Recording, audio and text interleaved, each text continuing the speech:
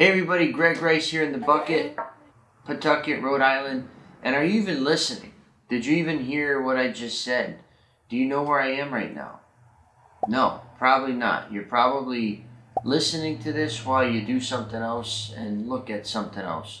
We're such big multitaskers nowadays that we've forgotten the art of listening and focusing. I think that we've gotten so busy and so hurried that we're not even paying attention to the tasks at hand.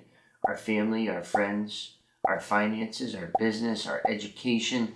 Everything is quick and glazed over and just, glossy. Everything is aesthetics. What happened to the meats and the bones, right? The grassroots. And this article spawned this video today. I'll throw it up on the screen. It's an opinion piece from the Providence Business News by Harvey McKay, and it's called Listen Up. And it says, listening is in danger. And I couldn't agree more. 10 years now of being in a business that I have to listen, right? I have no choice. I can't ignore, or else I'm out of a job and I'm homeless. 10 years of listening and dealing with people. They're happy, they're sad, they're in the middle. I've seen it all, right? I've learned that most people, a majority of people rather, 80 to 90%, cannot listen. It's sad. They can talk you a million miles off the meat wagon, right? But when you get their attention, right, and you have something to say, oh yeah, right? Cool. Yeah. No way. You did what at the party? Yeah. Did you see that there's the blah, blah, blah, blah, right? All the time. It's the most frustrating thing. Not so much I see it in the business, which I do, but just in dealing with society nowadays. And I feel that if you can pay attention and you can listen and you can effectively communicate, you will be the best landlord in the history of landlords. And that's why I think when you work at Nexus, not only do you become savvy and seasoned, but you also understand how to get things done and how to get the most out of people. Okay? If I'm sitting here and talking to a maintenance technician, for example, I'm listening. He says, yeah, Greg, this property, the tenant was saying this, and this property, the tenant was saying that. I think we should X, Y, Z, blah, blah, blah. I'm in love, right? This person just gave me all of the juice that I need to make an informed decision. If I'm a top-down ruler pointing down at people, they're never going to tell me their experience or their opinions because they're afraid. They don't want to buck the system. They don't want to get yelled at. And a lot of employers operate that way. A lot of landlords operate that way.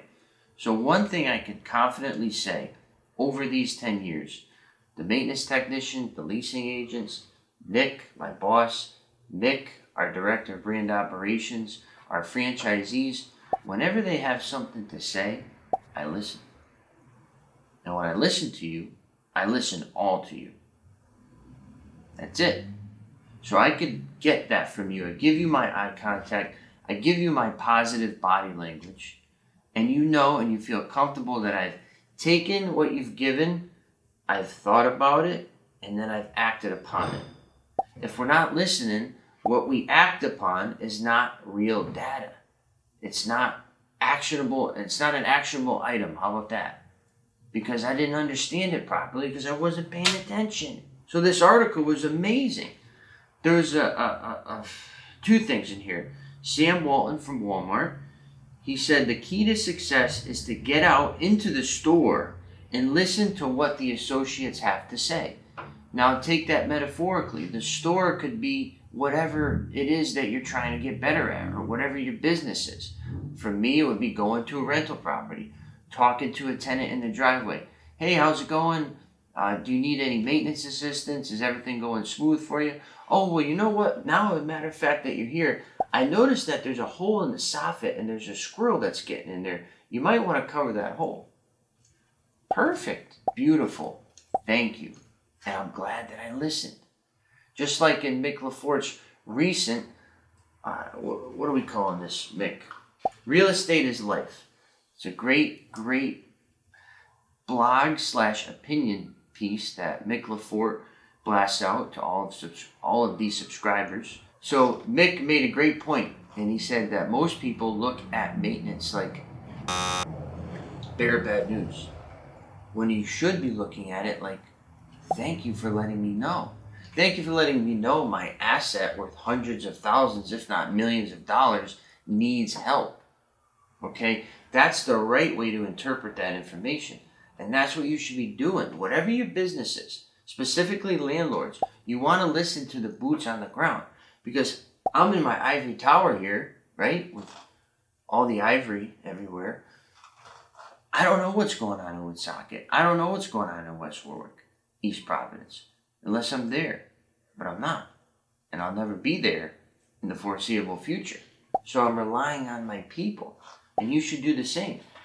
And Sam Walton further said he flew to Texas one time and then told his pilot to pick him up about 100 miles down the road. He was going to take the rest of the ride with the truck driver that was transporting the Walmart goods. He wanted to chat with the driver. And again, that's the CEO of a multi-billion-dollar company. He wants to go drive in the 18-wheeler. You should never lose sight of that. You should never get too successful that you're unable to relate or even listen, right? The point of this whole video. Listen to your workers. You remember that show Undercover Boss, for example? Great example of that. Obviously, it was done in a weird way, but they were getting back, taking CEOs, I forget the companies now, but they would dress them up. I think Ace Hardware was one of them.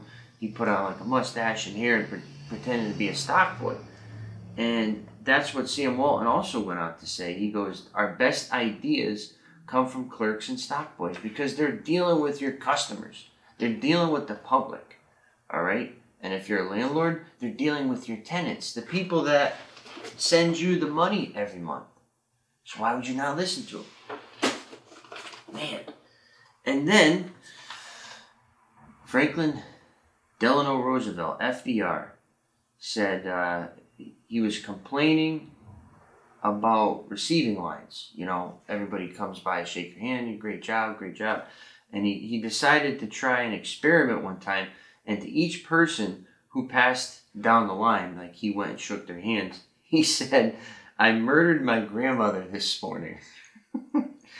And the guests responded with phrases such as, marvelous, keep up the good work, we're proud of you, God bless you. Well, maybe they did hear him, but one person actually noticed, and he said, I'm sure she had it coming, right? And it's funny because I had an experience similar to that. I was at a BNI, right? BNI group in North Attleboro. And I went the first time as a guest. So everybody was trying to, meet me and figure out what I do, etc. So one guy, I was talking to him a little bit, and I said, oh yeah, I pulled my back out when I was 16. I have 3 herniated discs. And he goes, wow, good for you. I was like, is this guy on the same planet as me? But it's the same thing that FDR is talking about. Nobody's listening. They're just giving you what they think you expect. Okay? So it goes both ways here.